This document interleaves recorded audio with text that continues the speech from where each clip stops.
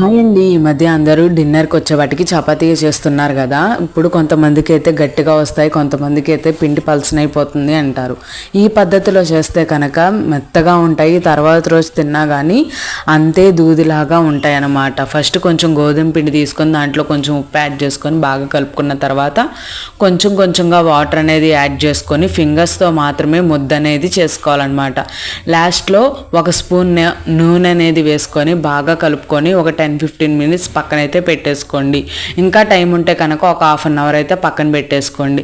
దాని తర్వాత కొంచెం కొంచెంగా పిండేసుకొని రోల్ లాగా చేసుకొని దాన్ని పెనం మీద హై ఫ్లేమ్లో మాత్రమే చేసుకోండి. నేనైతే ఆయిల్ అనేది ఏమీ వేయను. పిండి కలుపుకునేటప్పుడు కొంచెం ఆయిల్ వేసాను కదా, నేను ఆ నూనెతోనే చపాతీ కూడా కాల్చేసుకుంటాను. ఈ పద్ధతిలో కనుక చేసుకుంటే తర్వాత రోజుకి కూడా మంచిగా ఉంటుంది, అరుగుదల మంచిగా అవుతుంది. వీడియో కనుక నచ్చితే ప్లీజ్ సబ్స్క్రైబ్ చేసి లైక్ చేసి అలాగే కామెంట్ చేసి ఎలా ఉందో చెప్పండి.